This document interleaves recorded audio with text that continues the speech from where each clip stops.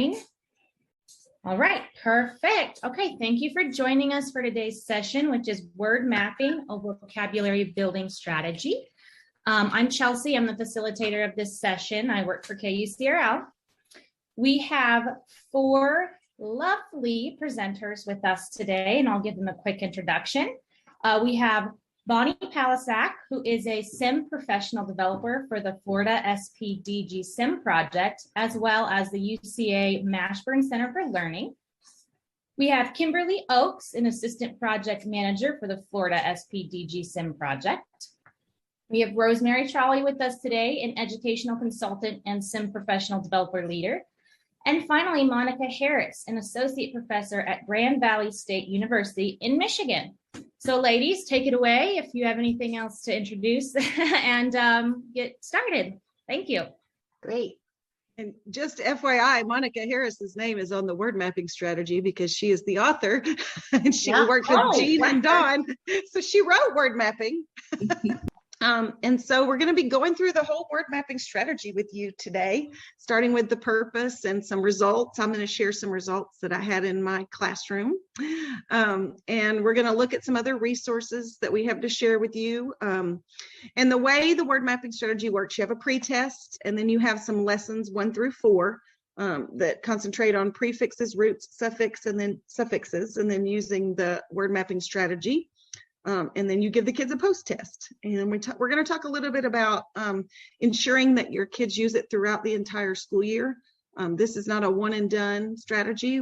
You want to keep using it and keep, generalizing the strategy for the kids throughout the school year. And we have some lovely time with Monica. She's going to hopefully interject throughout the day, but she has some things to share with you a little bit later too. And then we're going to help you get ready to implement. Rosemary made a great document to just kind of set you on your path and give you some next steps for implementing. So I'm going to mute and let Rosemary talk to you. Great, thank you, thank you. Well, we wanted to start off, as we always try to do, with why would we want to be teaching a strategy?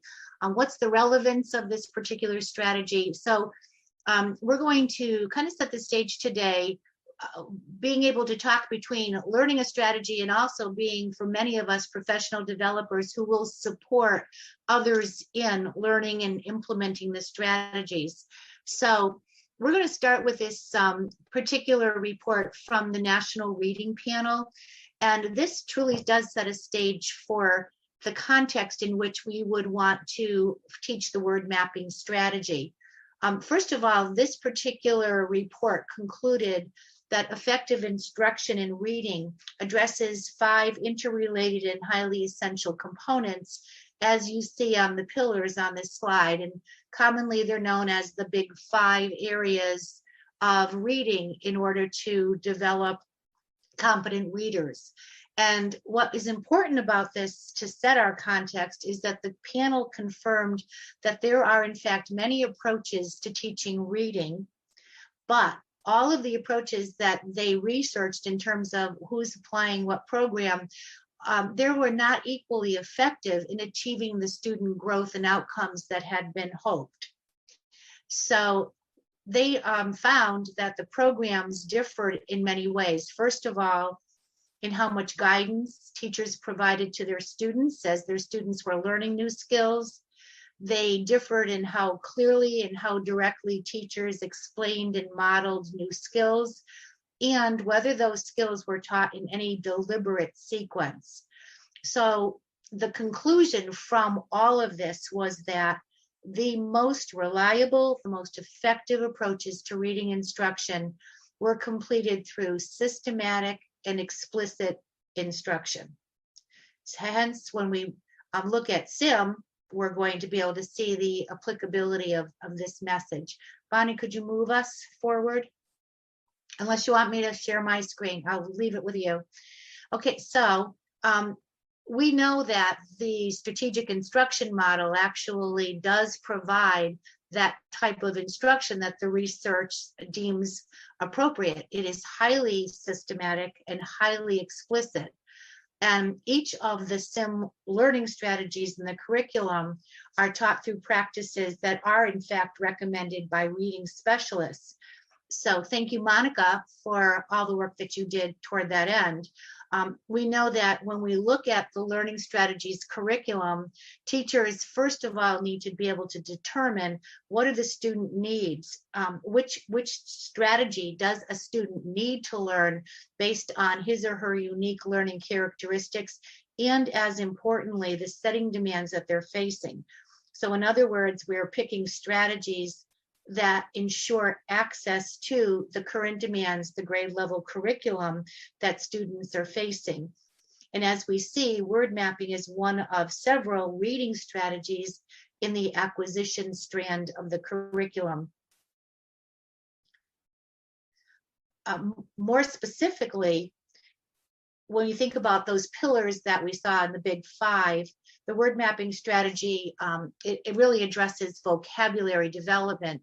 And from all of the research, when we look at why is this important, it's vocabulary development is important for several distinct purposes. First of all, it's important in word recognition. Young readers use pronunciations and the meanings of words in their oral vocabulary to help them to recognize words that they see in print. Vocabulary also plays an important role in comprehension. Two instructional practices that improve vocabulary include, number one, ongoing long-term vocabulary instruction and teaching vocabulary words prior to making reading assignments. So we'll see how that fits in just a minute. And then additionally, vocabulary is important in reading to learn as much as it is in learning to read. Children do need to understand the meaning of words if they're going to, when they're reading, to learn about various things with, in terms of comprehension and content acquisition. So effective vocabulary instruction includes both direct and indirect approaches. Word-specific approaches, as you see in the yellow boxes on the slide, provide approaches to specifically teach words directly. Instruction might include clearly written definitions, well-chosen examples and non-examples, and word learning kinds of strategies that the students can be able to use and learn on their own. In the green box, though, you'll see that the other form of instruction in vocabulary includes generative strategies, and generative word learning strategies support indirect learning of new words, such as how to use a dictionary, use of word parts and their roots, as well as context clues. And the beauty of all of this is that the word mapping strategy uses all of those kinds of teaching strategies in order to support students. So basically, when we're going through the strategy today, the word mapping strategy is a generative strategy.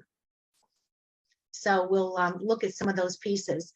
The purposes of this particular strategy are that through direct instruction, students will actually own this strategy as a learning strategy that will help them in indirect ways over time, because they'll be able to utilize the information regardless of the setting or support that they get.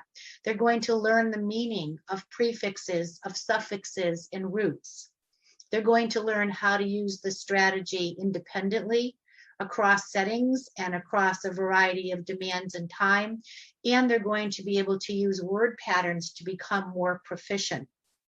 So we thought it was important to set a context right now for the why behind word mapping, and the fact that word mapping isn't just an isolated strategy to teach on itself. It has a purposeful place within the bigger scope of reading instruction and vocabulary development for students. So I think as we start to see the nuances of the strategy, we're going to truly be able to appreciate why this strategy is so critical and why you would want to introduce it in your schools to your students, or as a professional developer, make the case for using this strategy as part of reading instruction in your schools.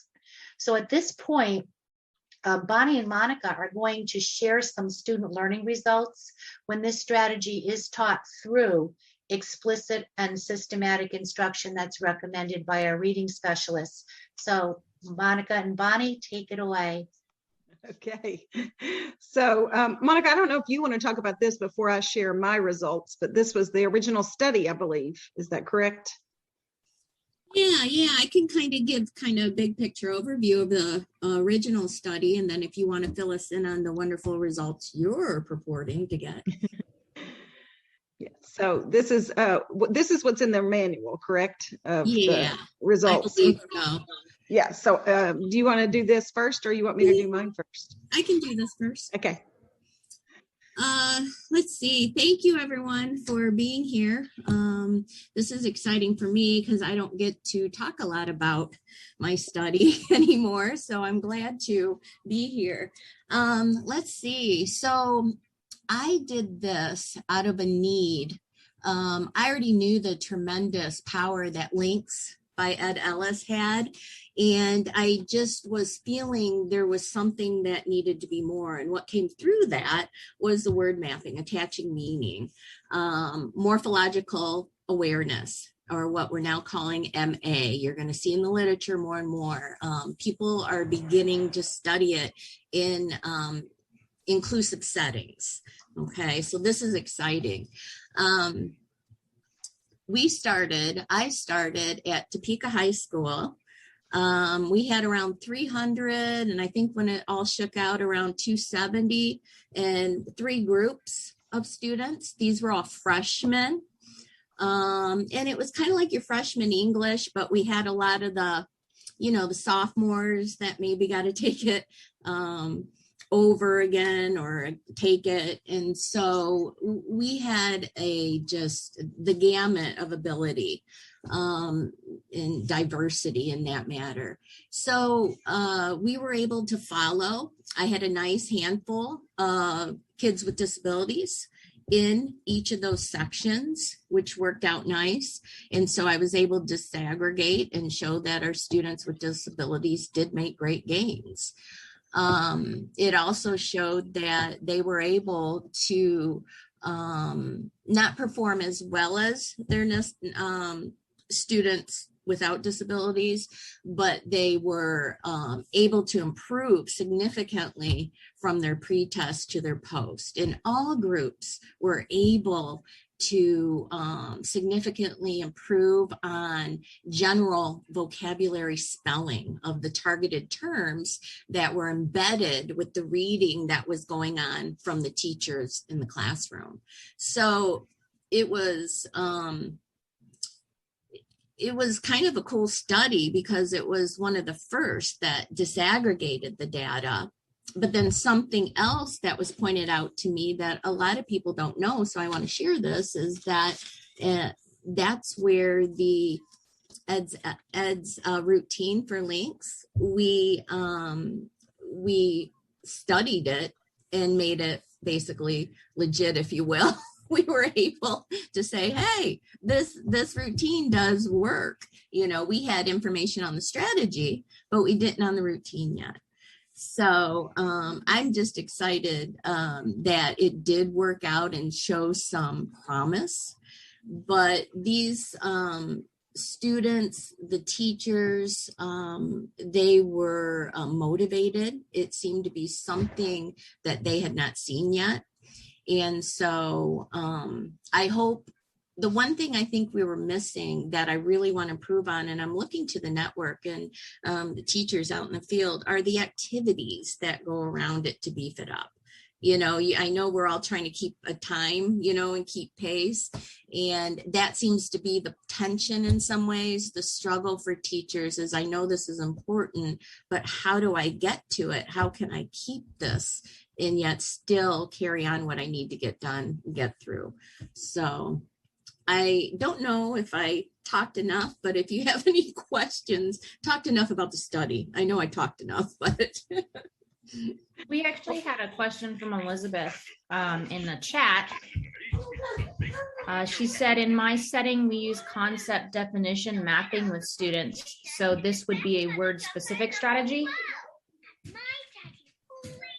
Yes, well, it's more about word parts that can unlock the meaning of several terms. Which is what I'm looking for, because like we use concept definition mapping to have kids understand content heavy words that are essential to understanding disciplines.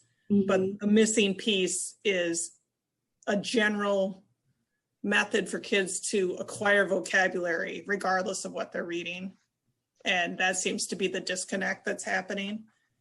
Yeah, I think you'll be pleased with this, Elizabeth, to see how that would bring it all together for you, I think. And so also, Elizabeth, if you remember it back with those, when we talked about explicit vocabulary instruction, direct versus indirect, certainly concept mapping is a very direct strategy, because of using qualities, examples, non-examples, purposeful to that. And that is the beauty of this as a generative strategy, because it is not specific to, I got to teach this word or concept. So like, for example, concept mastery routine from the content enhancement routines is a direct strategy to do what you've already been doing. But that the beauty of this is, again, word families, roots, this is going to support you totally in terms of what you were looking for. Thank you so much. I've used also, Word Within the Word, which is another series or a different text series, but that can be kind of intimidating. So I'm looking for something that helps both teachers and kids feel confident in accessing words. Well, if you're looking for confidence, then Learning Strategies is for you, because that's my favorite thing about it, with the progress chart, and they get to mastery, and they really, and then these kids who've always struggled, I always say this, the kids that sometimes, I actually think word mapping is good for every kid. Like I make my kids do it before they take the ACT and SAT, my personal children. But it's also for struggling learners who have never been good at reading. Then they can read these really big, long words and they feel so smart. And it just gives them confidence, and they can outread their peers who have, typically done better than them. And I think you'll like that. Excellent. Thank you so much. I was a high school inclusion teacher, and we used it across the board in our department. And so with that, some pretty heavy duty, all of that content. And my examples when I get later, I'll show you some of those. So, but that's exactly what we did. We would teach kids parts, and then they would be able to then go, oh, now that I know this part, I can look at all of these terms and I can see how all of these terms relate in my content. And so that made dealing with all of the content that was foreign to them a little bit easier to break down. So it's and I'm telling you, it's one of my favorite strategies. So I'm having a hard time containing myself, so I'll be quiet now. Maybe a less intimidating version of your word within a word approach. So. Yeah, we just call those compound prefixes and compound suffixes, and it's less intimidating. It's like a game. Can you find another prefix? Can you find another suffix? Excellent. Thank you. You're so welcome. So I just want to share with you some of my data over the years with doing SIM. I started in 2010. In my first year, I learned word ID and word mapping and sentence writing. And at that time, I live in Arkansas. And so we did the benchmark Arkansas test. And my job, I'm a reading specialist. So I was a reading specialist for 7th grade. And they gave me all the kids who were not identified as special education. They were not identified as needing English as a second language services. They were just the kids who didn't make the mark. So we called them the bubble kids back then. So they had, we had advanced, proficient, basic, and below basic. So every kid I had on their test was basic or below basic, which I hate those terms, by the way, but we don't call them that anymore. But so it was called remedial English, which I begged the counselors to take that off their schedule because I did not want the word remedial on their schedule. They didn't need to know they were in remedial English. So we took that off. But then I taught these strategies. In that very first year, my kids had an average of 87-point gain on benchmark, which was great. My principal was thrilled with me. Well, then, you know how teaching is. Every year you get a little better at teaching and you learn to do it a little bit, better. And so the next year, my kids made 174 points in gains. So, I more than doubled what I was doing. So that was great. And then the next year they just did a little bit better. They went up 183 points. And my principal was sold on sim right away. But, each year she was sold more and more on it. She's like, okay, and I always say, it's not me. I'm nothing special. I'm just using these strategies enthusiastically, because I do think that's important if you have an enthusiastic teacher, but it's good stuff. Like, it works. The research is no joke. So and then if you go flash forward to 2016, I went to extreme reading. So I went to the extreme reading training in Austin, Texas with Mary Black. Nearly fell out of my chair when they told me I was going to teach 8 SIM strategies in 1 year. And I'm like, you're not supposed to do that. That's too many. But I did anyway. So on this, we had switched from benchmark to MAPS testing at this point. And you are supposed to, when you enter 7th grade, have a score of 214 on your MAPS test. And when you leave 7th grade, you are supposed to be 218 if you're average range. So 214 to 218. So I went through it. I went up there in the summer when all the test results came in from the 6th graders. And I said, give me the list. And I physically went through, because nobody could figure out how to do this on a spreadsheet, and found all the kids that were 210 and below, that were not special education and not ESL. And so I had all the kids that were my little sweet little muffins. And we grew 11 MAPS points in 1 year. Now, the average kid is supposed to grow 4. So here are these kids who had struggled, grew 11 points in MAPS. Like, they really thought I was something special, but it wasn't me. It was the program. And I have a video, we don't have time to show it today, of my kids, and they're showing their before and their after scores, and they're so proud. They're so proud of themselves. It's just really sweet to see how confident they are. And then we also gave the ACT Aspire that year, and they went up average of 4 points in English and average of 3.43 in reading, which is pretty good on the ACT Aspire. So it works. So that's what I'm telling you. So we're not wasting your time today.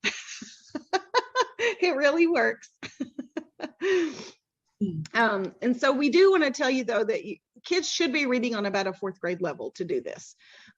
You can use it from, I would say, 5th grade through high school. I used it in 7th grade.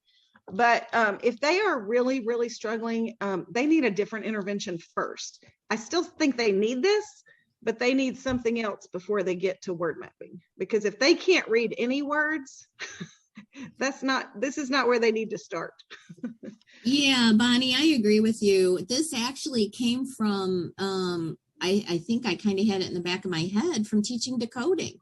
Right. Reading, decoding, dissect, because it was so powerful in helping you dissect words and know the pieces and the parts, but we never really attached a meaning. It was an additional activity I added on by testing, did they know the meanings of these, as well as how to say them perhaps. So yeah, I agree. I would do something like a dissecting, decoding of some sort, and then try to move to this quickly.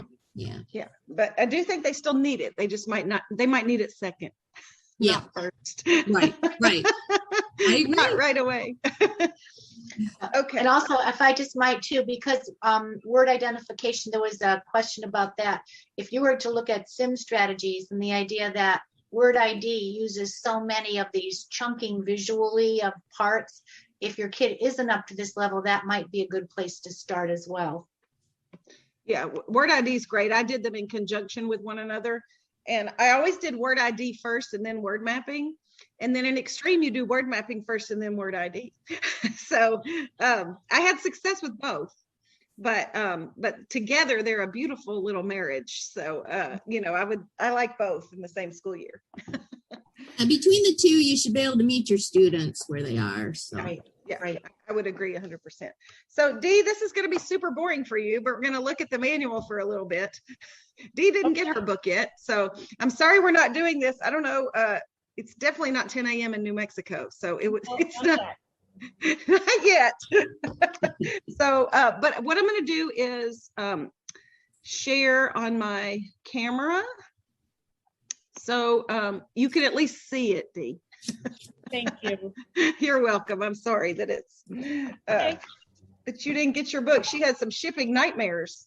So, but it's okay. Hopefully we'll get you where you need to be. So what I want you to know is everything you need is in this manual. So, you don't have to remember everything we're saying. You don't have to take notes like it's a college course, because everything that you need to know is in here. So just keep that in mind. But we asked, like, if you had time for your pre-work to read pages 3 through 10, and if you didn't, that's fine, but you probably want to do that after we're done, before you teach it. At some point, there's some really good information on these pages talking about the research, which I didn't know it was in Topeka High School until today, because my daughter lives in Topeka. She goes to Washburn University. So I didn't know it was in Topeka. Bonnie, and as I was thinking, I didn't even tell you about the 3. I told you we had 3 different groups. It was the word mapping, it was the vocabulary links, and then it was a test only group. So it wasn't just a straw man. We put links and word mapping together, and knowing they had 2 different goals, and just wanted to see would it improve overall comprehension of the 20 words or the vocabulary list. And it did for both. Yeah, it did. And links is a great strategy. And I actually use links when I teach word mapping. So yeah, it's the other choice. And I'm going to talk more about that later this afternoon. Okay, but if word mapping doesn't work for you, then links. Yeah, but I like both. I love both. I love links. That was my first strategy. So. Oh, it was? Okay. Yeah. Okay. So this just has everything you need. It's what you need, what your goal is, how to prepare, how much time to allow. I mean, everything you need is here. And so I'm about to talk to you about the pretest in just a minute, but that's on page 11. It tells you everything you need and how much time to allow for the pretest. Everything is here. And then you start with these lessons, the phase 2 part that we're going to, Rosemary, Kimberlee, and I are going to go through that with you pretty in-depthly in just a little bit. So, and then there's the practice lessons. So you'll get to these. And we'll talk a little bit later about different ways to possibly implement this. I did it differently in extreme reading than I did in other years. And I've kind of loved the extreme reading method. So we'll talk about that a little bit later. But you have specific roots and suffixes that you're going to practice. And then they'll have a little quiz on those. And then it's telling you how to evaluate the pretest and the post-test.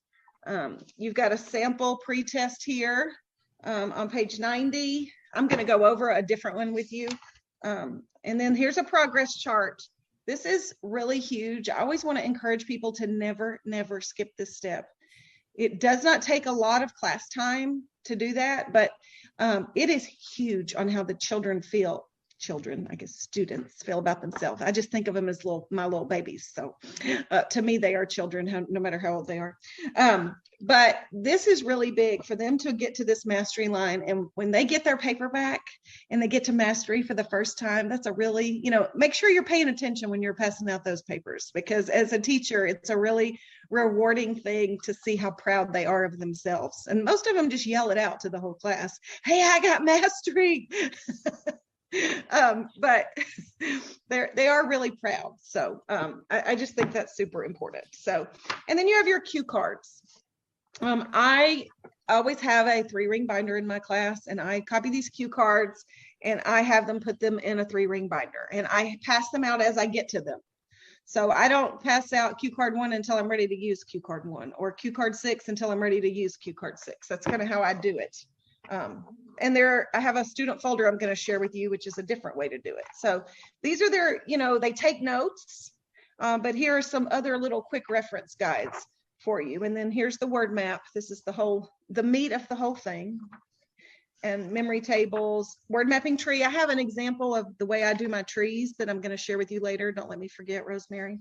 I won't. And then the kids take notes. And I have gone through and made a PowerPoint that I use with my students. So I'm going to share it. That was in the Canvas folder, but we'll share it with you later. There's your definitions list. Like everything you need is here. So sorry, that's my desk is very tiny. I got it. Oh, you're kidding. Oh, it just came. Sorry. That's hilarious. That's amazing. Gosh, I love it. I'm so excited. That's really awesome.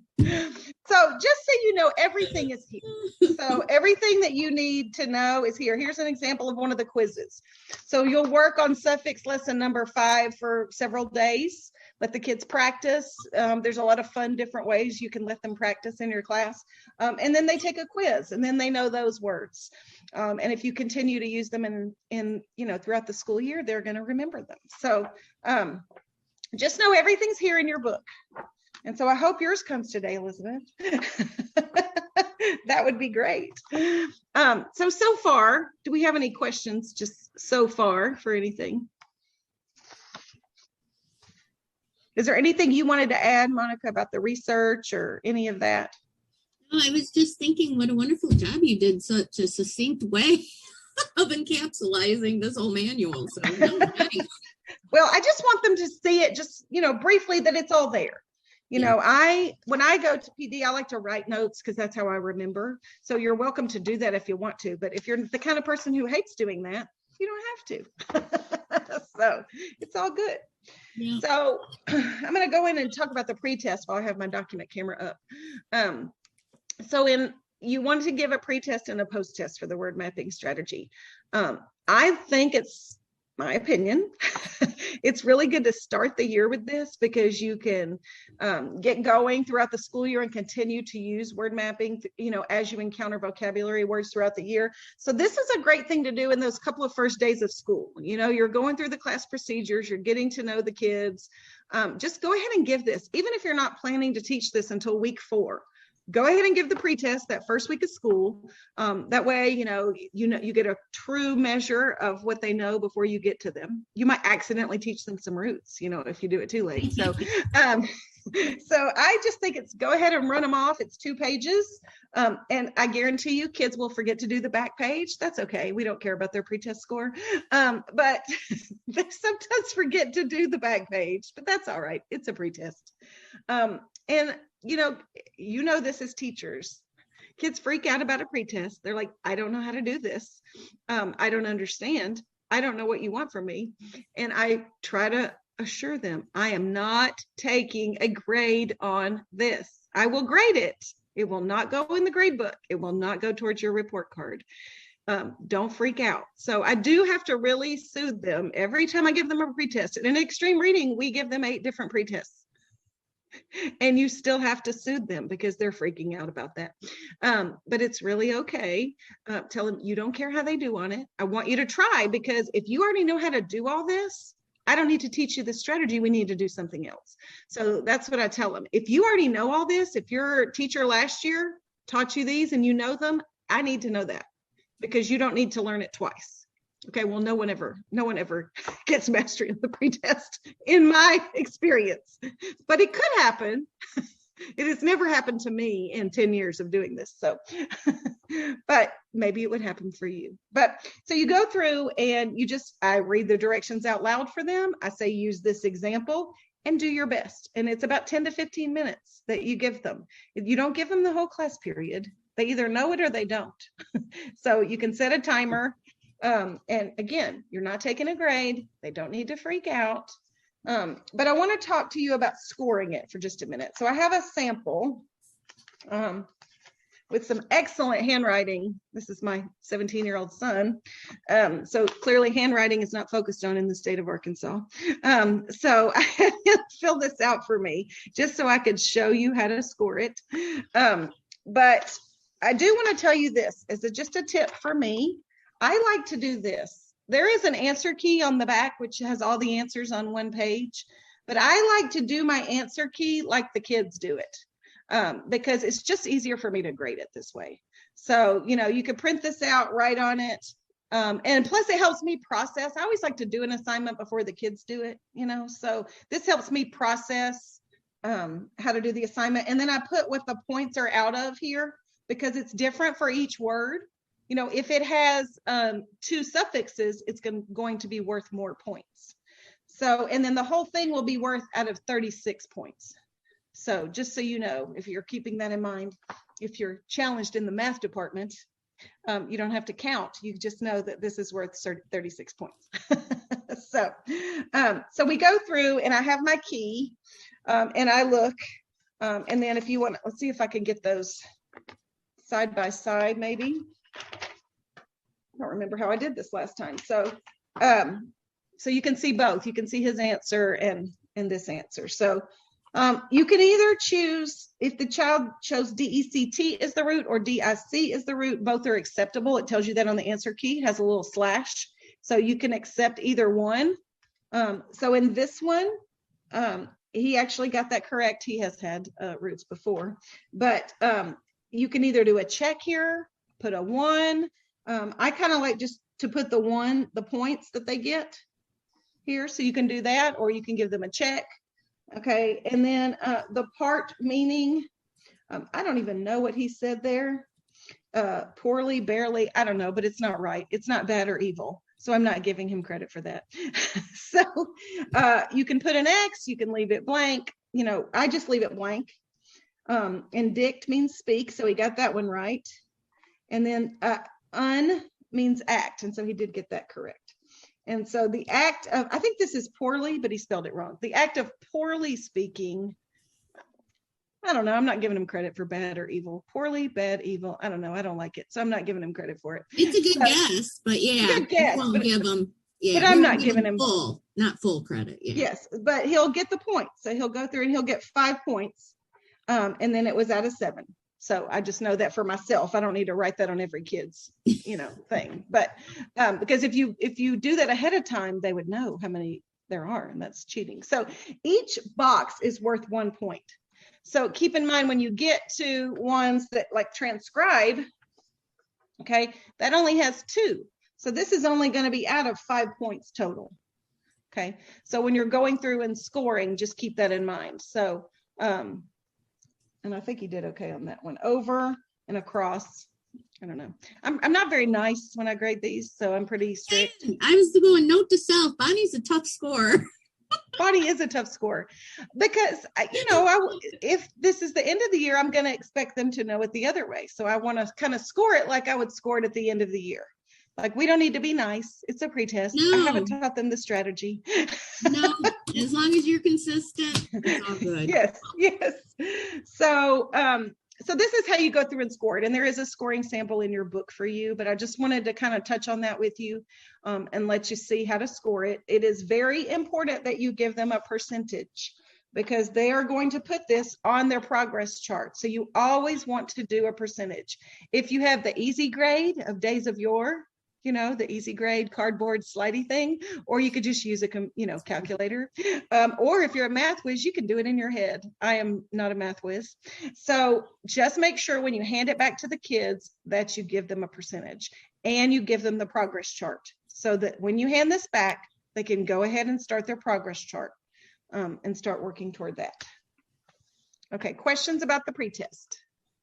Okay, we have one from D about, is it given one-on-one or whole group?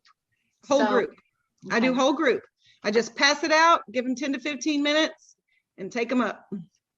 And can you maybe can you speak to I think there's some questions too about the number of students perhaps that you'd have to score. It's depending on how many kids you have in your classroom. And I know Kimberlee said that she did it for 150 students. So I just think that could be something to just address the importance again of how do you do it and how do you manage it? Yeah, well, that's another case to give it out the first week of school. Then you'd have plenty of time to grade them. They don't really take that long to grade. I'm taking a little longer because I'm telling it to you, but I've given it before when I had 150 kids too. And it just takes, it just depends on how long. I like to take things home and sit on the couch and grade them at night. So depends on how many episodes of Jeopardy I'm going to watch that night and how many I'm going to grade. But give yourself, time to grade them. I always had kids. My classes were never bigger than 30 that I did this with. And in 7th grade, when I did it 7th grade English, I was double blocked. So the most I would ever have would be about 90 kids in that. But I have used it when I taught social studies also. So I had 150 kids when I taught social studies. So it just kind of depends. But the grading and the feedback is really important. It is. And I think as long as, when you start out, it is going to take longer. However, once you get going and you get used to it, it's almost like, it reminds me of entering data. You almost have this cathartic, this thing, you're just working through it. You just get going and you're on a roll. So. Yeah. I would also just like to put in a plug for the fact that if any of you are in special education or support students through IEPs, this pretest, just like any of the other SIM learning strategies pretest, can be your baseline from which you're doing progress monitoring on those goals and objectives. So this is a nice legitimate way to be able to articulate as you're going through the year what kind of progress students are making if you have vocabulary goals for them. So you have the document, you have evidence of where they started, and then over time where they end up. So the pre-tests on any of these are vitally important to be able to articulate that we gave specialized instruction that actually made a difference. Oh, and Kimberlee just said in the chat, the progress charts are extremely powerful at IEP meetings, especially those student-driven IEP meetings. And also looking at Monica's research, this is proving that the kids did better. The special education students did better with this strategy. So, a little proof that this is why I'm teaching this, a little validation for you as a teacher as to why it's a good modification, not really a modification, but a good strategy to teach. Right. Yeah. Can you all see my screen? Parts of instruction? Great. Okay. Although I am going to go back just a second. We did that progress chart. Before we move on, I would like to say one more thing about that specialized instruction. Again, in my district, I had the state president, I'm in Connecticut, and I had the state president of the LDA in my state and the vice president. I had both of their students. And you said it at a PPT, an IEP meeting with this kind of data, and the fact that SIM is specialized instruction. If you think about all of those embedded techniques and what the reading panel says are part and parcel of systematic and explicit instruction, there's no lawyer that ever sat in one of my meetings, because in Connecticut, things are contentious. I never had to worry about it once, never. It was just such a blessing. So I can't say enough about even, this strategy, when you think about it as a generative strategy, and parents are saying, when my kid gets out of high school, how is he going to survive in college or whatever? That's the beauty of this, because they take this strategy with them and they own it over time. So just enough of a plug on that. But Bonnie, one thing I did want to go over, because I think I really want to celebrate Florida for this. We had also talked about doing an overview of other things you have in your Canvas folder that we want to make sure that you benefit from before we start to use some of these in the session. So would you be able to speak to this, Bonnie, in terms of some of the other pieces that you included from Florida that I think are really important for us to consider? And you're not going to believe the wonderful resources you leave with today. Yeah, Florida, I work for the Florida SPDIG. I'm moving to Florida in a year. So I got to jump on my job there. So I work there remotely currently, but we'll be moving there. But the SPDIG grant really, they are so organized. They are so on the ball. Kimberlee works at the office. And we ask for something, ask and ye shall receive. They just give it to you. It's just fabulous. A little bit later, I'm going to share with you our live binder. We can give you the code to get into the word mapping live binder with some additional resources. And I have a little bit later, I'm going to share those with you. The instructional checklist, which Monica, I don't know if those came from Extreme. It's like for lessons 1 through 3. Are those from Extreme? I think that was a piece to help those teachers because it was such a clinical piece. Yeah. Yes. And so we've provided those for you in your resources, just to kind of, hey, this is what I need to be doing for this little section of word mapping. Checklists are good. Yes, they are. They are. And then I don't know who originally started this, but Cindy Medici is our project lead at the office, and she makes a skeleton student folder that we provide our teachers at all of our professional development. So it's the cue cards, it's the notes pages, it's everything that that we need to give the students. Now, like I said, I give it out as they need it, but you can just copy the whole thing, put it in a binder for the kids, or, you know, a folder with the Brad, and have it all there too, and you don't have to worry about the copies. So it's up to whatever your teaching preference is. But it is all there for you. The pre-test and the post-test are not in the skeleton student folder because we don't want the kids to see those ahead of time. So those would be additionally needed to be copied. But the note sheet, the cue cards, the sheets that you go through, the original prefix, suffix, and root lessons, and then as far as the lessons that you do later, prefix lesson 1, suffix lesson 2, those are all there. And then there's a stratogram article that we just gave you from Monica's original work. So that's included in there for you also. So, and you can always email us. We'll share our emails with you at the end. If you can't find what you need and all that, let us know. Also, my PowerPoint is in there that I use with my students, which when I get to the suffix lesson, I'm going to show that to you. So. Great. Thanks, Bonnie. Because I think too, for those of us who don't have our manuals yet, that the instructional checklist, and also just being able to follow along with those digital copies, since you do have access to them, that'll be helpful to you so that you're not trying to take notes on something you can't visually see. So that's wonderful. Okay, great. And I'm telling you, I really wish I had all of these resources when I had first started, because as much as everything is embedded in the text and organizational features of it are wonderful in the manual, having some of these additional resources and the movement toward technology now in so many schools, these are things that I think are vitally important. And I know in my last school district, we were not allowed anymore to make copies of things. So this idea of encouraging digital access to students of things like cue cards and all of that, they're in this set of documents that you have here if you're in that kind of situation. So I just think pragmatically, it's an important set of resources, as well as just facilitating good teaching. So thank you for that. So we will be moving on. Bonnie just went over part 1 of instruction, which is the pretest, and obviously sets the stage for whether or not students need it. And I think what Bonnie said earlier too, just to reiterate it, is super important. We don't waste time teaching strategies from this curriculum that students don't need. So there are so many things that students do need to learn, and we need to be able to, again, look at their characteristics and what their setting demands are, and move on to strategies that are going to make a difference for them in their current academic needs. So the pretest is a great, important way to be able to determine whether or not we need to move forward. However, I would also argue that as we go through some of these lessons, you may see some things that you would extract regardless, because the pretest doesn't necessarily cover everything.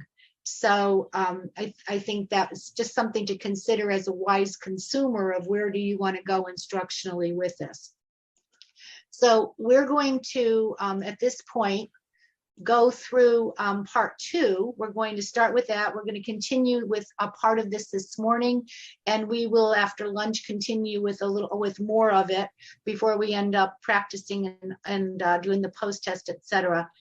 But part 2, the whole idea of part 2 is to provide introductory information so that our students can use the word mapping strategy effectively. And it does include 4 lessons. You'll see lesson 1 is intro and prefixes, which we're going to now cover right now. And the idea is that each of the lessons introduces a particular type of morpheme, and then we practice after we get that type of morpheme introduced. Then we spend time practicing on both pronunciation and meaning. And finally, in lesson 4, After we've done that with prefixes, suffixes, and roots, then they actually get introduced to and learn about how to use the entire word mapping strategy. Okay, so in lesson 1, I'm going to just try to struggle with how to do this for some of you who don't have your manuals, but again, I think you have access to some other resources that might help you. What we wanted to do is, in the first lesson, go very explicitly through how the lesson is organized and how we generate information, knowledge, and skills from our students, because each lesson is built the same way. So if you know the organizational structure of lesson 1, you're going to know it for all of the other ones. So we are going to be a little bit more detailed in those structural pieces here, just so that you have an appreciation of it and can move quickly after this. Once you get the hang of how these lessons are actually built, it's really easy to be able to use that and adapt it as you move through. So in lesson 1, yes. I just want to say, if you don't have your book and you want to pull up the PowerPoint, I think it says word mapping, Bonnie Palasak, not the one teaching word mapping, not that one, right. The other one. I'll explain that in a minute. But I think that what Rosemary's doing is day 2. So I have it by day, like day 1 pre-test, and then day 2. So this part that she's doing starts on day 2 of word mapping. And also you can go through to the checklist. So thank you, Bonnie, that would be perfect.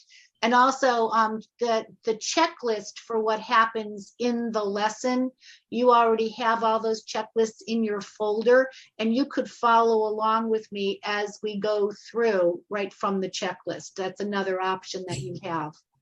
So that's a good idea. Both of them are good ideas. All right, so basically then, as you see on this list in lesson 1, we first of all introduced morphemes in general, and then we delve into prefixes.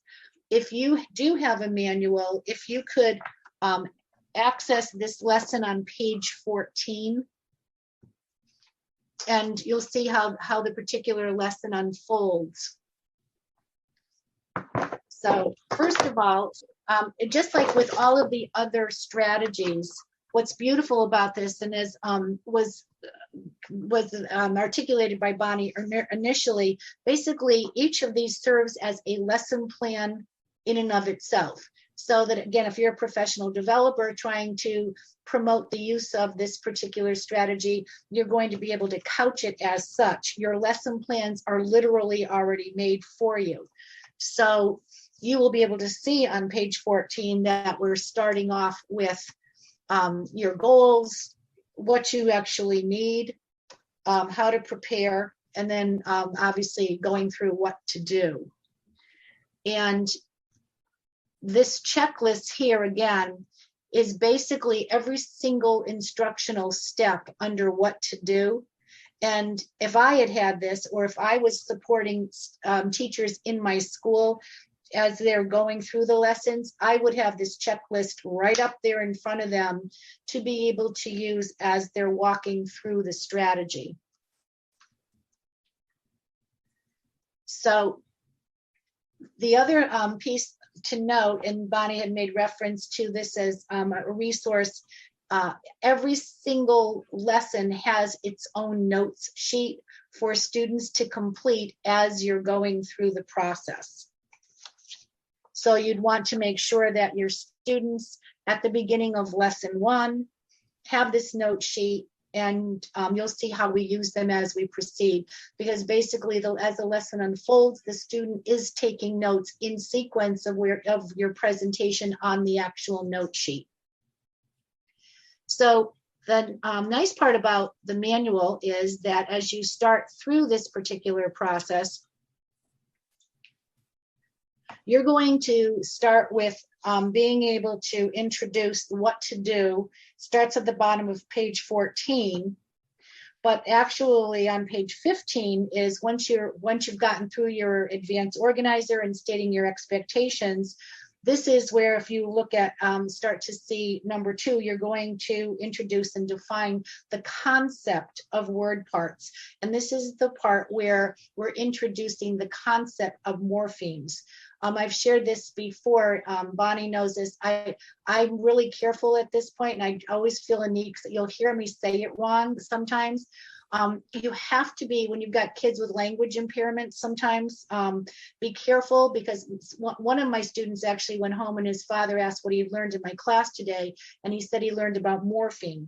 And so the father called me about morpheme. So I just offer that as something just to consider, being very careful, because students, and this is in high school, students haven't always heard that term before. And I just think it's really important. And I'm so careful to articulate correctly, but for some reason, as I start talking faster, it comes out wrong. So just wanted to share that with you. But it's the idea of being able to say, words have parts, and if you start to visualize and understand or listen to different parts, you're going to appreciate that it's kind of like, in my case, it's like a Scrabble game. You're putting things together that makes sense, and if you start to be able to look for them, all of a sudden you're going to be a better reader. So we start again with the idea of what is a morpheme. And this is actually step 3. If you're following in the book, you're going to see step by step, everything is introduced. And I will also just say, as a general note, what I like about the organization here is steps 3 through 11 in this strategy are those first steps that introduce the shared language, so that you can actually give feedback, you can actually have a conversation. And I know that when students don't understand the terms that are being used, or don't understand the words in your feedback, they're not going to be able to use it effectively or to do self-talk. So consequently, if you look at steps 3 through 11, as they're listed here in the book, we are basically doing 3 things. We're describing aspects that we need them to use to scaffold up to eventually lesson 4 using the strategy. We're defining and clarifying terms and components, and that's why that note sheet is also important, because they're going to be able to utilize that later on. So again, step 3, we define it as basically the smallest part of a word, in this case has meaning. The idea that there are pieces of words that, when chunked together, can have a distinct meaning, and that concept is not always something that kids have considered before, even at the high school level. And Monica, jump in anytime you want to add whatever. Yeah, even at the college level, I was surprised to find at how many students believe they know what a morpheme is, but it's really a syllable. Right. So we go through the whole clapping, unladylike, to do the syllable, and then ask them to do, what we're getting ready to do. But no, that's perfect. Yep. And that's yeah. And I think and for some kids, it's like, why didn't someone tell me that before? I had a kid who said that to me. Why didn't someone ever say that before? Yeah. Because it is that they look at it as syllables. So if you're looking at step 4 in your manual, this is exactly where, as Monica just said, we go from, okay, a morpheme has meaning versus a syllable that basically segments pieces of a word that don't maybe have meaning to them. And so that idea of using that term unladylike 4 syllables versus 3 morphemes is something that we go over and discuss at this particular step. Yep, there's always a lot of ahas. I'm always amazed. Yeah. But. And it's fascinating because we make assumptions, and that's why I like going through all of these steps first. The terminology is just beyond important, because we cannot assume kids know this, even in high school or in college. And so, it's like, we can't, some people were saying, well, is this an insult to go through what is the syllable? I'm like, no, it is not. Because if you actually worked with kids, you will know that it is not. So that's important to address. And then from there, in step 5 in your manual, you'll see where finally then, once that idea of what is a morpheme, something that has meaning, then we get introduced, or we introduce the students to 3 different kinds of morphemes.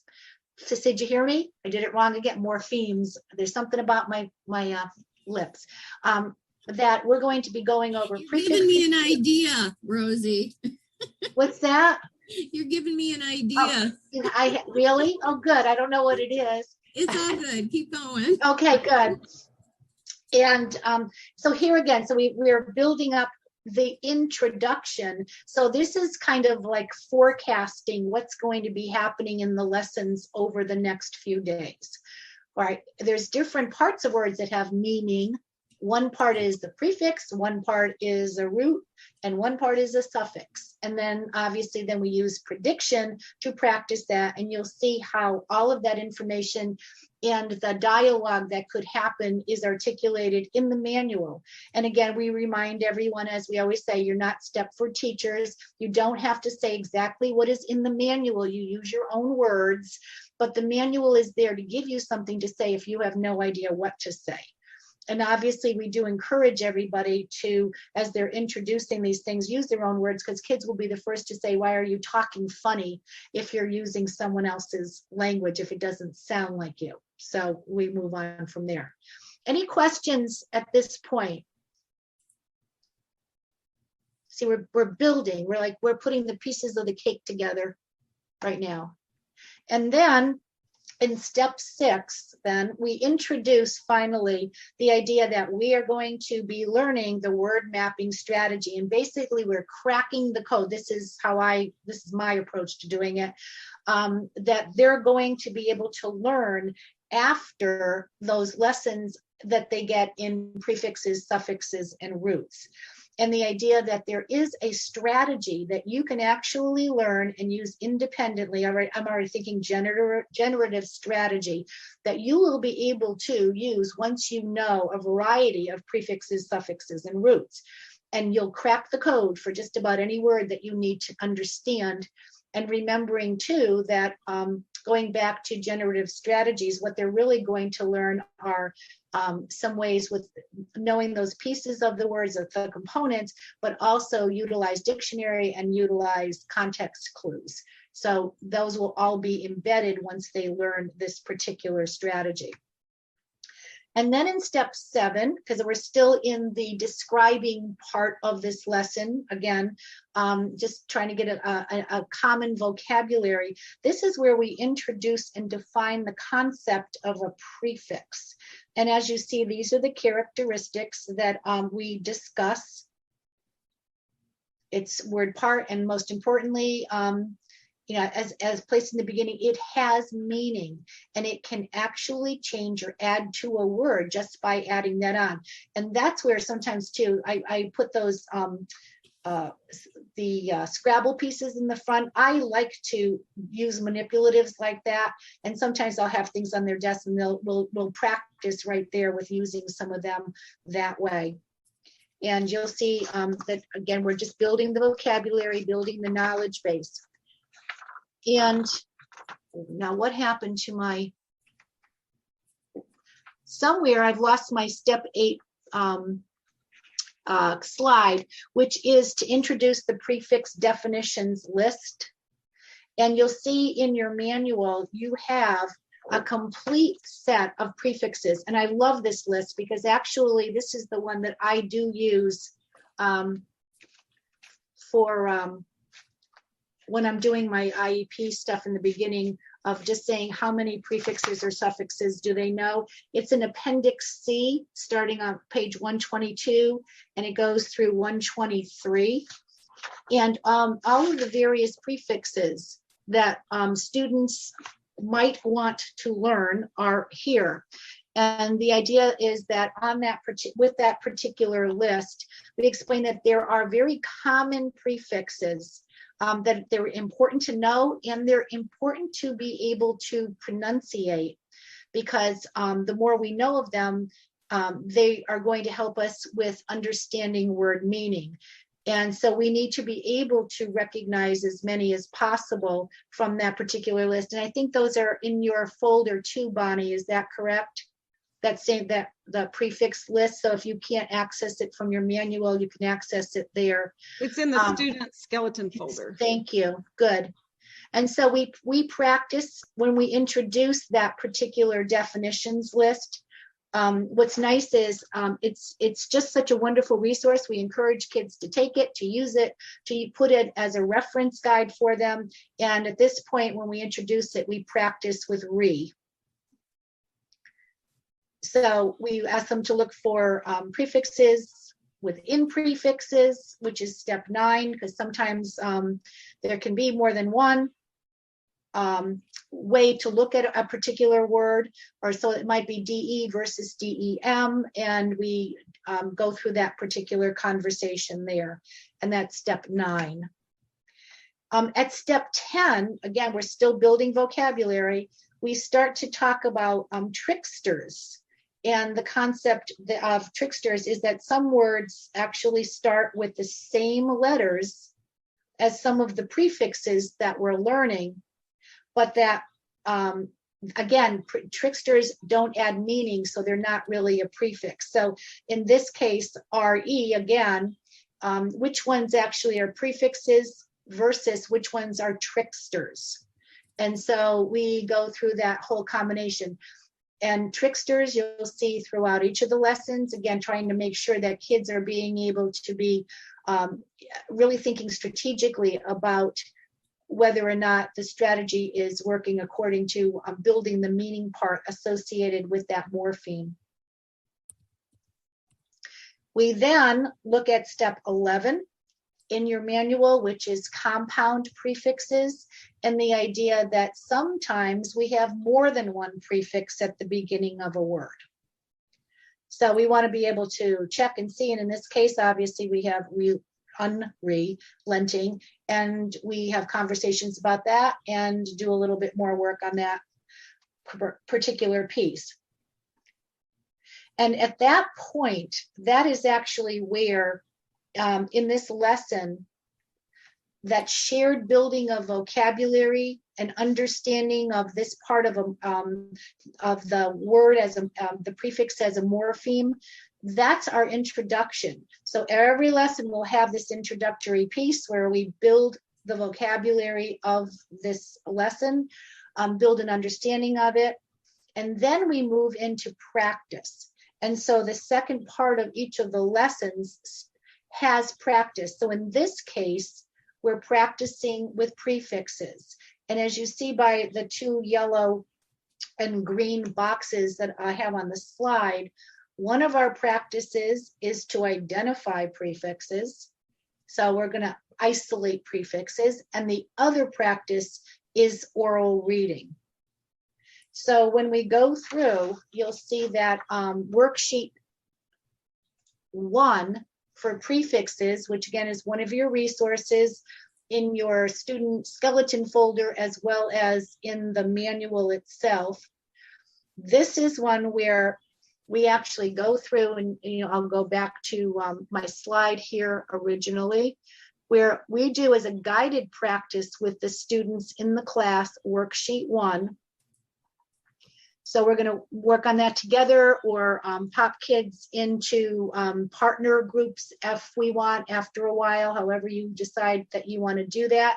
But the idea is we scaffold first by doing it more teacher driven and then moving away from that. And then once they've done this worksheet in a guided practice format, you're going to give them worksheet 2 to do on their own.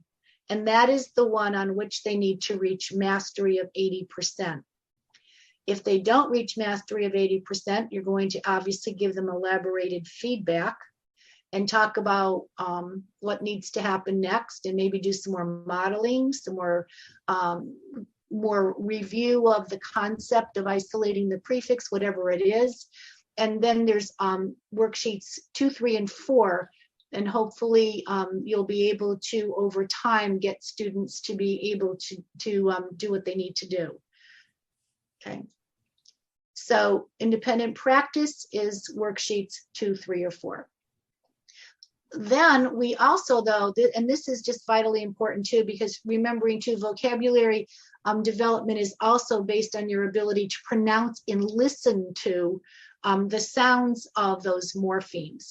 So we also then, during this particular aspect of practice, and this is actually in your manual, steps 14, 15, and 16, there are 3 kinds of oral practice. There's group practice, then there's paired practice, and then there's individual checks. Rosemary, And we have a question in the box. Oh, sure. Yes, for Oh, worksheet. here it is. It moved for some reason. Here's my prefix list. Okay. So DS in worksheets 2 through 4, do they use the prefix list? Yes, they do. Yep. Yes, we keep letting them use that. It is, I'm going to show you mine in just a minute, but I like to put them on different colored paper and laminate them, or not laminate them, put them in sheet protectors, because they are using that thing all year and it gets really worn out. Yeah. So good question. And we want to remember we're creating awareness. So we want them to have access to these to start building more muscle memory. Right. And also just at this point in time, there's no way that they would just be able to on their own, if they don't have any exposure to them, be able to complete it at that mastery level. So, and I love the fact that we are encouraging them always to use their resources, just like we would encourage them to use a dictionary. This is an immediate resource for them. So thank you for that question. However, it doesn't mean that by the end of the year, I mean, I don't want any of my kids to be having to use this later on. If, there's certain select prefixes that if I'm, example, if I'm a special ed teacher co-teaching in a science class, and I know that there are certain prefixes or roots or suffixes that might be commonly used within that particular discipline, I'm going to work super hard for kids to know that without having to reference this particular list. So the nuances of how you'll use this over time, as I said earlier, go way past the pre-test grade or score that they get. There's ways to extract pieces of this to use under particular conditions. I just thought of a story in a way. When I was actually doing this study in Topeka, it was towards the end of the school year, and the students were checked out for the most part. And the one thing they wanted, and the one thing they were trading with each other, making sure they could find, was this prefix suffix roots list. Nice. They found this vital and very important. So Good. yes, Yep. the college students, pre-service kids, they're like, hey, this is great. Yeah, it's you're having your own little cheat sheet right in front of you all the time. You just don't need to worry about it. So that's great. So thank you for that, and for Bonnie for clarifying that too. Good. Okay. So then the other thing is that we have to be thinking about too is on this particular sheet, we want to make sure that the students can, in fact, this is the oral reading part of it. We want to make sure that the students can, in fact, read all of the prefixes that are on this list over time. So one of the other things for scoring purposes is that this is not going to be done where you just can sit down one day and figure out, every kid knows X amount. The idea is that there's time built in, hopefully during the day, when some students are working on other things, and you can be going around doing some individual oral pronunciation checks. So there's a lot of information in the manual for troubleshooting and for tips on when you might be doing this. So as you're trying to get students to be able to orally read the prefixes, 90% of them aloud correctly, this is something where this will happen over time. So you might be pulling kids randomly, periodically to check on them, or maybe if you even had an aide in the class or some support person or a co-teacher in the class, if you were doing that model of one teach, one assess, one of us could be assessing kids while one's doing something else. There's a variety of ways to do this, but it's equally important for them to be able to read the prefixes out loud correctly as it is for them to identify, isolate them, or know their meaning. So just some important things to be thinking about. I just want to chime in on this oral reading do. piece. So what Tom did, my mentor, who he kind of came in and taught the strategy, and I just watched him, and that's really how I learned it. I didn't go to an official PD. So he would teach my class in first period and I would teach them in second and third period. And that's what I did that first year. But he would read the list aloud every single time that we worked on this, which was 3 days a week for us. And so it does not take more than 5 minutes to read the list aloud. So we would read it. So, if you're looking at I don't know where I've put my prefix list, here it is. But if he would just go through and he would say A, and the kids would go A, ab, and the kids would say ab, abs, and the kids would say abs, just so they know how to pronounce it, because it's good for them to hear it. So we would practice that 3 times a week, just choral reading all together. So that's great. That's good. And and sometimes too, I've also seen with younger kids where, when they're doing any of the Kagan structures, cooperative group structures, they can actually be practicing in groups together as well. So this idea of I've even had students, with some of the fan cards, if you do any Kagan structures where you've got the cards and you put the 2 piles, like, which ones did I know, which ones didn't I know, and they kind of celebrate where they were at with that. And actually you can do a lot of the scoring by listening in on those groups. So it depends on how you want to structure it. But so whether it's, as in Bonnie's case, that, deliberate, explicit, every day, drill it into them versus some other methods, I think it just depends too on what conditions you are in. But if you're co-teaching, it gives you a wonderful opportunity to have a legitimate place in a content room to be able to work on some of these processes that are related to accessing content. And Kimberlee just referred to some MP4 recordings that are in our live binder, and I'm going to show those to you a little bit later. Great, and give you some ideas for your kids kind of making their own. So great. Thanks, Kimberlee. Yep, perfect. So obviously, progress chart, we want to put our scores here for the Isolate the Prefix worksheet. And again, with that documentation of progress, and you'll see where that 80% line is the bar. So if on worksheet 2 they're able to do it, fine, you don't need to move on. If you need to go to worksheet 3, elaborated feedback is critical before we just put another sheet in front of children. And also because of the timing issues, et cetera, that, in terms of trying to get through strategies efficiently, we always are careful with any of the resources, whether it's this or in the 8-stage strategies control practice kind of formats. Don't do more than you need to do. We're not just doing worksheets to do them. So that's another consideration. So I'm going to leave us with that as lesson 1. Again, the premise being it was an introductory lesson to the whole thing. It introduced the language of prefixes and morphemes, and it gave us a chance to learn how to isolate them as well as pronounce them.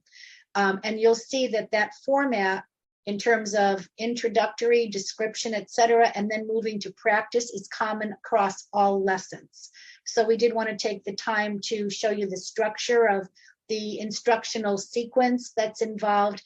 And we think it just makes it easier in the long run to understand that there is that sense of organization. And remember that checklist will be everybody's friend, because I certainly wish I had had it when I started with strategies myself. So thank you for that. And I just have a slide up here for troubleshooting. I just wanted to open the floor for, sometimes these are some of the common things that people wonder about, and some we've already discussed, but are there these or any other questions we might have at this point in time regarding lesson 1 or the process in general up to this point? Okay. I know it's in the manual, but how much time would you spend on those first lessons on a daily basis? I did them. Those first lessons take about 30 to 40 minutes for those first ones for me. Monica, you might have a different opinion, but that's how long it took me. I think it always takes longer the first time around, the first few times, and the way you consider teaching it, if that helps. Yeah, but those are just those first 4 lessons. The subsequent lessons do not take as long, and there's actually some alternative ways to do those as well. But just those first 4 take about 30 to 40 minutes. And also, I just think too, it depends on the setting in which you're doing it. If you're doing this in a gen ed class and you're devoting time because it's important in your curriculum to do this, that's wonderful. In other cases, pragmatically, you're fitting this in.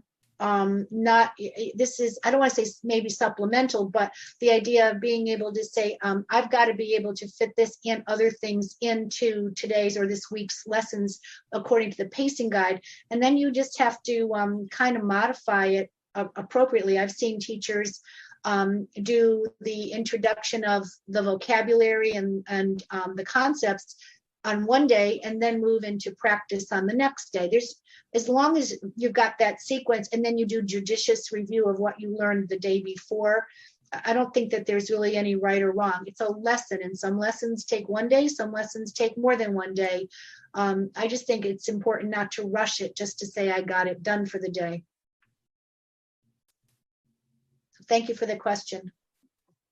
Any other questions or comments or reactions?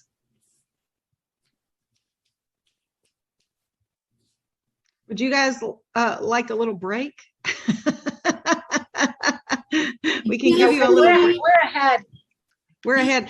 So Elizabeth, how about if we take a break and I'll address your question when we come back? Let's do like a 10-minute break. I think it's a great idea.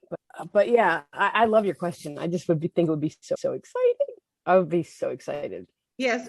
So what I would love to see happen in a school, and I'm not sure what Monica's ideal would be, and we can ask her in just a little bit, but I would like for all the teachers to hear about the word mapping strategy, and to all the teachers to be given the list and to see the word map. So when they come across the word in science, they could map the word with the kids. They don't need, the science teachers don't need to teach it to the students if the English teacher taught it to the students, right? So they don't need to do that. But if they knew the procedure and if they knew, okay, now like this could be done at a faculty meeting. You could do this. Yeah, that's what I'm thinking. Like I taught all of my teachers how to frame. Right. Yay. Yay. Yes. Yeah. So my school improvement goal is increasing kids' abilities to read complex text. So we have 4 reading strategies that 6 through 12 use, and concept definition mapping, frame, Cornell notes, and okay, I'm going to forget the last one, of course, because that would be too easy to remember. Unit organizer, maybe? A lot of people do unit organizer. Oh, unit organizer would be fabulous. Can't remember. It'll come to me in a blinding flash. Okay. But anyways, the missing link so they all know they've had explicit PD, practice, peer observation, all these things. But the missing piece is this strategy. So I'm thinking, okay, I can teach the strategy to every teacher so they know it, but it would probably be better like implemented through one discipline, whether that be English or history, right? So that every kid, so every teacher knows what the kids are learning, but there would be a consistency of message coming from one department. And then the idea of like what you said, when you have a vocabulary word, you're referencing the prefix list and you're going through it with kids so that they know, oh, this strategy, even though it was taught in XYZ class, can be used in science, can be used in this class. Math, it can be used, right? Yeah, yes. That would be really great. And like we took the word map and put it on a poster and laminated it. The big word map itself, the 1-page word map. And so every teacher could have that in their room, and just say, here's how we do it. They don't need to write on it. They could do it on the board or on Google Classroom or whatever they want to do. But if they just all knew to stop when it was appropriate and break down the words, if the kids are hearing it in multiple classes, how valuable that would be for them. Well, see, and it would promote generalization and all of those things. Yeah, and that's our philosophy with the other reading strategies is if they get multiple repetitions in different areas, they'll start to acquire it. It's almost like they overlearn it, but then it becomes automatic for them. Right. So like, oh, I'm going to read this chapter from my U.S. history textbook. I'm going to frame it. Yeah. That kind of thing. And that's where we are in the process, is where I need to make sure it's automatic within, those strategies are automatic within teachers. So when they plan a unit, and this is what they're going to do this year too, is when they plan a unit, they will note, like, these are the things kids will be reading. This is the strategy or the template that they're going to be using with that when they read. And they can even on their unit plan, however they do their unit plan, go ahead and pull out some words to word map when you, as a PLC, when you're going through that. And hey, we know that we're going to teach, I can't think of any science words right now, but some science words. They were talking about even prefixes like with measurement. Yeah. Centi, deci, you know, Perfect. kids, they've seen them multiple times, but for some reason they're elusive. Right. So I'm like, yeah, you've got to reteach them, but like there should be specific, and I had my science department do this. What are the common prefixes that kids will encounter in science over and over and over again? Right. Exactly. And math, because you're going to Yeah. use centi and deci in math as well. Yep. Yeah. Yeah. So you and Kimberlee said the same thing, Monica, about coming up with your core list. You said to come up with a core list for each discipline. Yeah. And I think that would be great. And I Yeah, can see doing that as part of the training on word mapping, like, okay, in your department, you're going to come up with your core list Yeah. and you will commit to that so that kids know that this is the core list. The other thing I thought of is because we give planners to all of our students, the prefix definition list could be an insert into their planner. Oh, that'd be So awesome. even if they don't think they need it, it's always available to them. Well, and the roots list and the suffix list. We're about Yes. to get to those. Debbie Rice. Yes, That's- one of the things that we did when I was an administrator, we took 5 rules, school-wide rules. And we taught the teachers in a faculty meeting the frame. And so first period, rule number 1, the teacher went over, this is the rule. What does it look like? What are the characteristics of it? And then period 2, we did rule number 2, what is it?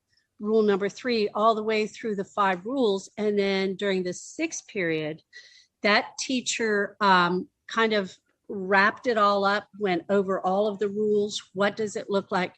You could actually have your content area teachers provide you with a list of maybe 10 to 20 of the most important vocabulary words that students need to know during the year, and kind of prioritize them as to how they come up with them, you know, as they progress through the year.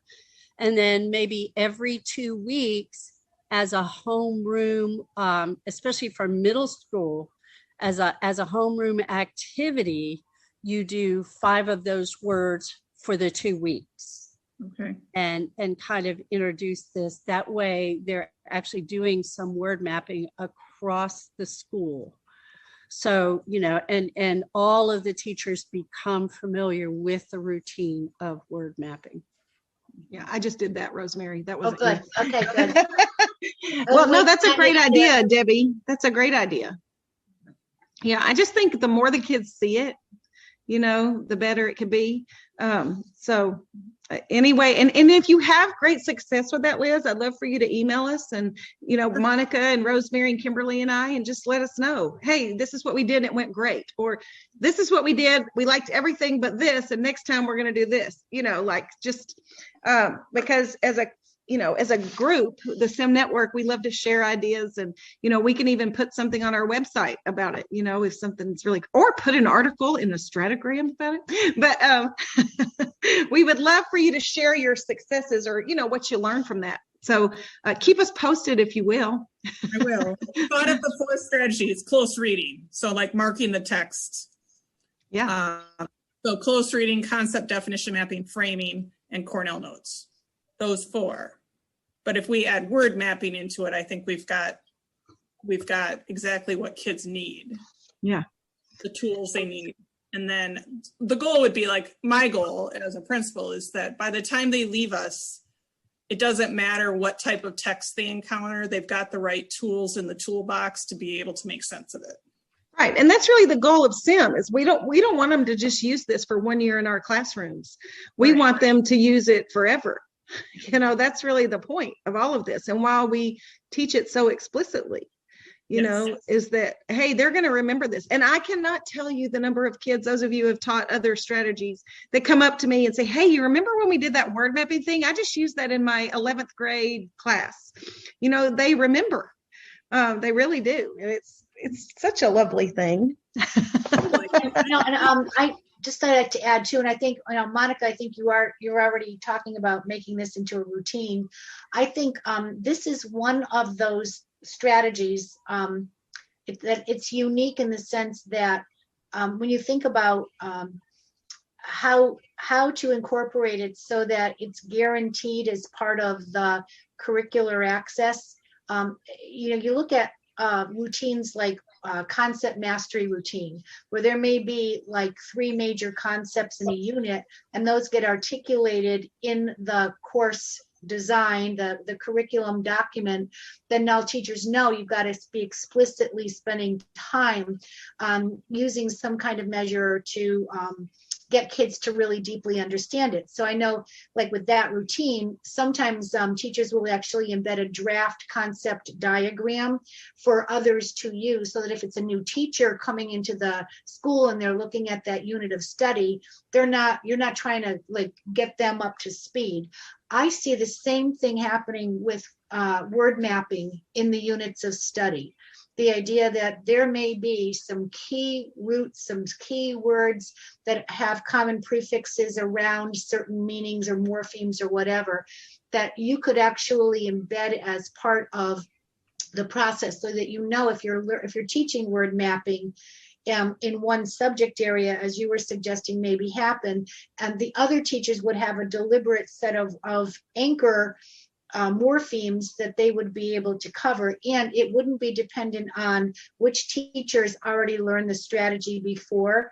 This way, it's in the curriculum. It's embedded in a way where it's a guaranteed part of explicit instruction. So I like the idea of how this strategy lends itself to that, where some of the others perhaps don't. Yeah, that's great.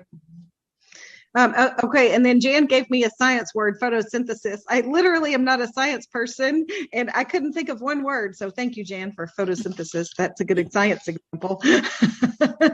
And Kimberlee said they even added their own. So if there were some words that science uses that weren't on the list, because these are the most common ones, correct, Monica? The most common ones used in our language, the most common Greek and Latin roots, prefixes, suffixes. Well, it's only for the prefixes and suffixes on the targeted list that's explicitly taught. Okay, make up 62 or 65% of all of our prefixed, affixed, I should say, academic language. And so you definitely get your biggest bang for your buck, but I'll talk more about that this afternoon. I can around the list. I encourage teachers to choose their own based off of what they decide is important. I think sticking to the list here is a good start for just a core, but if you really want something into contents, and I'm going to share more, but Marzano has a lot, which he looked at academic, he looked at Common Core list, he looked at disciplinary list, and he's kind of synthesized a few things that I'm going to share with people that I've been sharing with my pre-service teachers and then gen ed teachers I work with in the schools.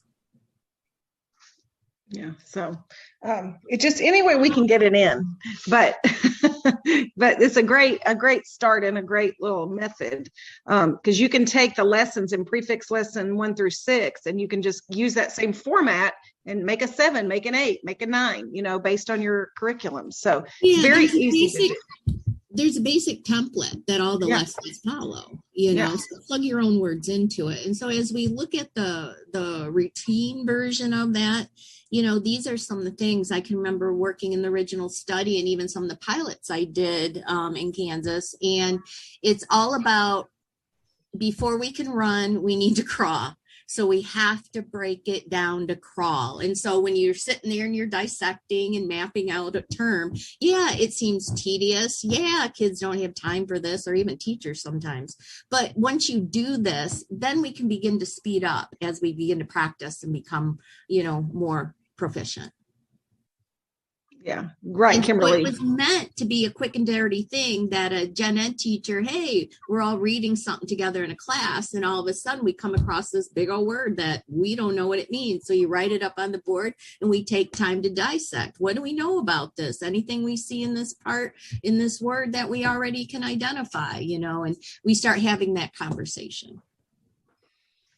And it's really fun when the kids come into you, and I do this especially when I do the trees, which again, I'm going to share with you a little later, but they'll come in and they say, hey, I was reading my book last night that, for my homework, and I found these 3 words, and we've used these in our class, and that's really exciting. So that's great homework. How many word parts can you find? What words can you find that have, RE in it, or whatever word that you want to focus on? But one of the teachers I worked with, he was